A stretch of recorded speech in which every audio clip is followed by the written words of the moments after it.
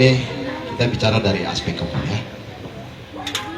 Kebetulan saya punya pengalaman sebagai sengketa buruh selama saya di Jakarta. Nah, sebelum saya jadi advokat, saya pernah menjadi human resources developer di beberapa korporasi di Jakarta. Terakhir saya berdedikasi di Indosiar selama 5 tahun. At least kita menerapkan UMP itu sesuai dengan ketetapan pemerintah DKI. Nah, yang perlu saya jelaskan begini. Saya mau menjelaskan apa itu upah. Upah itu adalah sebuah komponen, sebuah pemberian yang diberikan oleh perusahaan kepada karyawan sesuai dengan kemampuan perusahaan dan juga kemampuan menurut ketetapan pemerintah. Nah, upah itu ada gaji pokok, ada tunjangan tetap. Itulah komponen upah. Nah, di dalam nanti hasil akhirnya take home pay. Nah, take home pay itu adalah hasil akhir dari upah itu sendiri.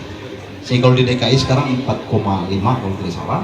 Nah, dari gaji pokok dan tunjangan tetap itu. Nah, gaji pokok berapa? Di situ dirincikan lagi, ada uang makan, ada uang transport dan lain-lain. Nah, ada lagi yang namanya tunjangan tidak tetap. Tunjangan tidak tetap itu seperti bonus, tunjangan hari raya, dan lain sebagainya. Ada juga yang disebut hak ya, hak buruh itu adalah dulu BPJS, sekarang dulu jam sostek, sekarang BPJS. Yang seperti Pak Rafael bilang, yang wajib sebetulnya ada 5 komponen yang sekarang diatur. Sampai terakhir itu adalah BPJS tentang pesangon. Itu juga ada pemutusan hubungan kerja. Nah, itulah hak-hak yang diperoleh buruh yang wajib diberikan kepada buruh. Nah, saya mau bicara dari sisi bagaimana menyelesaikan sengketa buruh. Nah, di hukum kita ini kan lex spesialis ya. Pengadilan kita sengketa buruh itu namanya PHI ya, sengketa pengadilan hubungan industrial. Nah, di setiap provinsi dia hanya memiliki satu pengadilan itu di ibu kota provinsi, yakni di Kupang. Nah, kalau ada sengketa buruh di sini itu diselesaikan di Kupang. Terkecuali kalau misalkan tadi diusulkan di sini dibentuk lain dengan ketentuan. Nah, tetapi saya menangkap apa yang dimaksud oleh Pak Rafael. Sebetulnya pemberian upah di setiap provinsi itu berbeda-beda. Kalau tidak salah yang paling tinggi di Indonesia itu sekarang itu di Batam. Setelah itu kedua DKI. Itu yang saya hafal betul. Yang upah paling tinggi di Republik ini paling tinggi di Batam. Karena resistensi kerja di sana cukup besar. Nah, kemudian kedua DKI. Yang ketiga dilanjutkan kota besar lain. Itu kemampuan.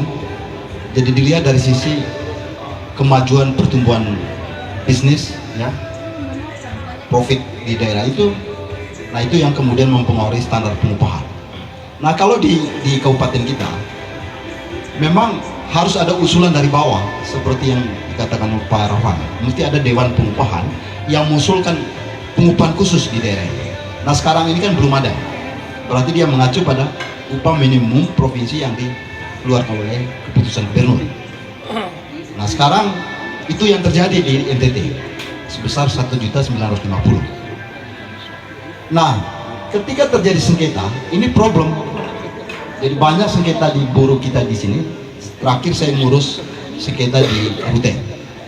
Nah, akhirnya kemudian kita selesaikan secara non-litigasi, berakhir di tripartit. Nah, sengketa perburuan itu langkahnya pertama, kalau kami advokat biasanya lakukan somasi dulu. Somasi dulu untuk memberikan sharing pendapat. Ya, ketika itu ketemu, maka terjadilah kesepakatan dua pihak. Kalau itu tidak berjalan atau tidak mendapatkan hasil akhir, maka kita naik bipartit.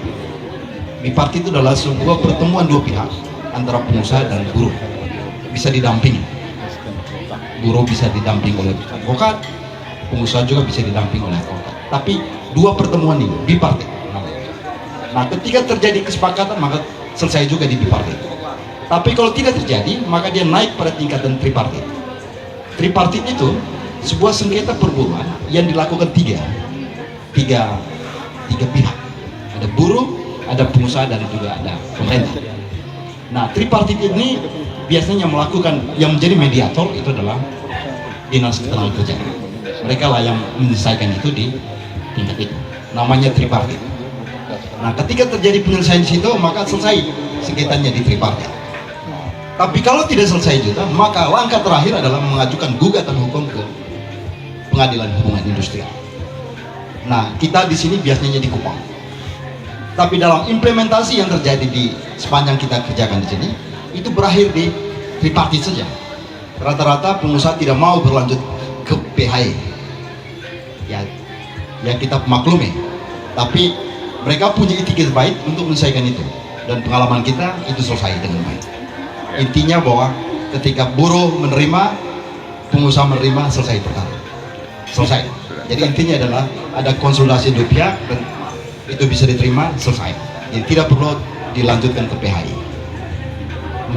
Nah, saya sepakat tadi dengan usulan Pak Rafael bahwa mesti ada payung hukum yang melindungi ini di sini, sehingga nanti berlaku UMK. Nah, yang perlu didorong adalah bagaimana mendorong teman-teman DPR untuk segera membuat Dewan Pengupahan, sehingga nanti kita memiliki standar pengupahan sendiri di Manggarai Barat. Mengapa ini perlu? Ya, teman-teman bisa lihat dari seluruh kabupaten di NTT, kita mungkin termasuk kabupaten yang menyerap tenaga kerja yang paling banyak saat ini. Karena pertumbuhan investasi kita sangat pesat, maka koheren dengan pertumbuhan sumber daya manusia. Begitu juga konflik. Jadi pertumbuhan ekonomi, pertumbuhan manusia, sama juga dengan pertumbuhan konflik. Ya, akan berjalan seirama. Waktunya habis, Pak. Seirama. Maka usulan teman-teman buruh untuk mengajukan ini, ya harus segera dieksekusi di tingkat legislatif. Nah, karena penggodokan ini kan melibatkan orang dari luar. Ada pemerintah, ada DPR, ada juga stakeholder. Jadi untuk membuat aturan ini kan harus melibatkan semua stakeholder. Baru jadi ini PPD. Tidak bisa hanya digodok oleh legislatif saja atau pemerintah, tapi mereka harus mengundang semua untuk dijadikan. Jadi mesti ada payung hukum yang kuat yang mengikat buruh di Labuan Bajo itu. Maka ke depan saya setuju bersama Lawyers Club kita akan mendatangi legislatif untuk mendorong ini segera diterbitkan perdanya. Sebelum perda mungkin Dewan Pengupahan dulu supaya penggodokan ini sudah selesai.